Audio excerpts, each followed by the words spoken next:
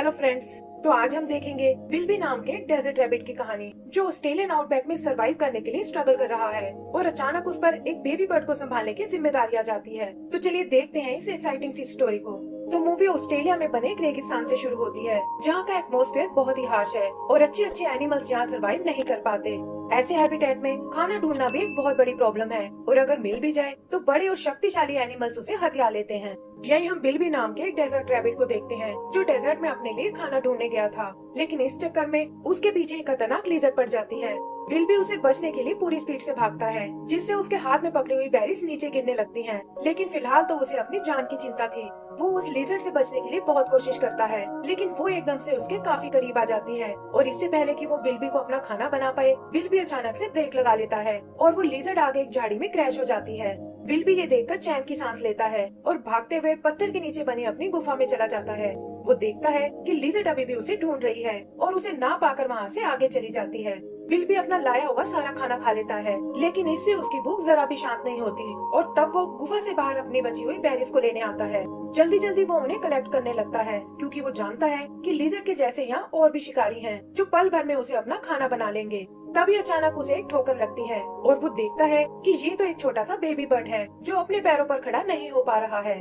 बिल्बी आसमान में उसके पेरेंट्स को ढूंढने की कोशिश करता है, लेकिन उसे वहाँ कोई नजर नहीं आता और तब वो जाते जाते उस बर्ड को सीधा कर देता है, लेकिन वो बर्ड एक बार फिर गिर जाता है और मदद के लिए चिल्लाने लगता है। बिल्बी उसे शांत रहने को बोलता है और यहाँ उसकी नजर उस बर्ड के फेस पर पड़ती है जो दिखने में बहुत ही मासूम लग रहा है, लेकिन बिल्बी इस पंगे में नहीं पड़ना चाहता था और वहाँ से चला जाता है।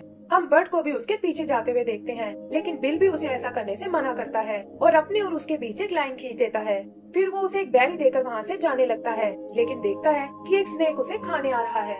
वो जल्दी से उसे स्नेक से दूर ले जाता है और लाकर एक पत्थर पर बिठा देता है। उसे लगता है कि शायद ये जगह उसके लिए सेफ रहेगी, लेकिन वहाँ भी कुछ स्कॉर्पियंस उसे अपना शिकार बनाने आ जाते हैं। इधर कुछ बीटल्स बिल्बी का खाना चुराने लगते हैं और वो कंफ्यूज हो जाता है कि वो अपना खाना बचाए या जाकर उस बर्ड को प्रोटेक्ट करे। फाइनली वो उस बर्ड को बचाने जाता है और देखता है कि सामने एक बड़ा सा सूखा हुआ पेड़ पड़ा हुआ है। इस बार वो उस बर्ड को उस पेड़ में छोड़ने की सोचता है, लेकिन वहाँ कुछ फॉक्स उसके पीछे पड़ जाती हैं। उसे समझ नहीं आता कि आखिर वो इस बर्ड को कहाँ छोड़े, क्योंकि हर जगह कोई न कोई एनिमल उसे अपना खाना बनाना चाहता है। एक एक करके वो सब जगह ट्राई करता है, लेकिन कहीं पिरानास, कहीं दूसरे बर्ड्स, कहीं क्रोकोडाइल्स तो कहीं शार्क, हर कोई उन्हें मारने की ही सोचता है। नेचर से भी उन्हें कोई मदद नहीं मिलती और ऐसा लगता है जैसे बिल्बी अब हार मानने वाला है, क्योंकि वो इस बर्ड को बचाते हुए पूरी तरह थक चुका था। इसी तरह भागते हुए वो दोनों एक पहाड़ी पर आते हैं जहाँ आगे जाने का कोई रास्ता नहीं है। बिल्बी यहाँ थोड़ा रिलैक्स फील करता है कि फाइनली वो उन सब एनिमल्स को पीछे छोड़ आए हैं, लेकिन अभी भी उसे बर्ड के लिए एक सेफ जगह ढूंढनी थी।